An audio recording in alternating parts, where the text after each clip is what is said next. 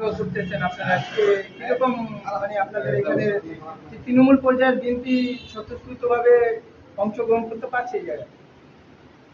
ধন্যবাদ। ইনশাআল্লাহ আমরা এক একটা ওয়ার্ড বিএনপি ও অঙ্গ সংগঠন নেতৃবৃন্দ যারা আমাদের একটা ওয়ার্ড বিএনপি নেতৃবৃন্দ আছে এবং সাধারণ সমর্থক আছে, তারা আনন্দ এবং উৎসাহ ফিল করে আজকে আমাদের এই গরমের মধ্যে, তীব্র গরম, এই গরমের মধ্যেও তারা আনন্দ এই সদস্য নবায়ন এবং নতুন সদস্য সংগ্রহ আনন্দ সহকারে তারা আজকে এখানে এসে আমাদের এই অনুষ্ঠান তারা সফল করেছে। এর জন্য তাদের সবাইকে ধন্যবাদ দিই।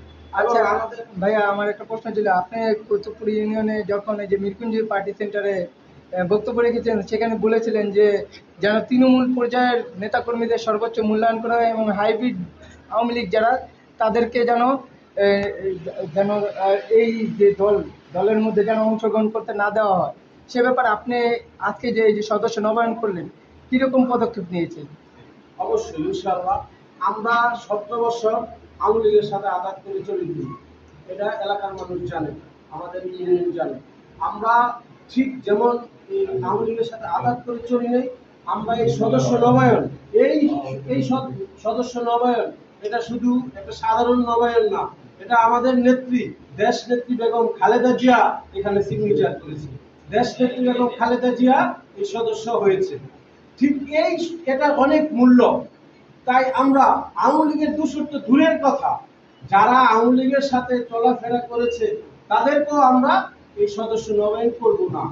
আমরা যারা তৃণমূল থেকে বিএনপি করে এসেছে, যারা আমাদের আগে যারা ছিল, যারা এই মাহমুদপুর 1 নং ওয়ার্ড বিএনপি আনছে, তাদেরকে নিয়ে এবং আমাদের যে এখন যারা আমাদের ছাত্র দল, যুব দল, স্বেচ্ছাসেবক দল, শ্রমিক দল, কৃষক দল, মৎস্যজীবী দল, অঙ্গ সংগঠন নেতাকর্মী, তাদেরকে সবাইকে নিয়েই আমরা আজকে এই সদস্য ফর্ম ফিল আপ করবো।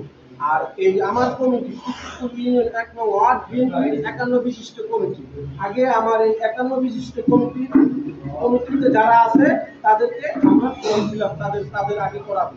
তারপরে আমরা এই 49টা ফর্ম থাকে, এই 49টা ফর্ম কাদের দিব? এই 49টা ফর্ম দিব যারা আমাদের এই ওয়ার্ডের সাবেক নেতা ছিল, মূল দলের যারা মুরব্বী, যারা সিনিয়র পার্সন, তাদেরকে আগে আমরা সদস্য করব, তারপরে ছাত্র দল, যুব দল,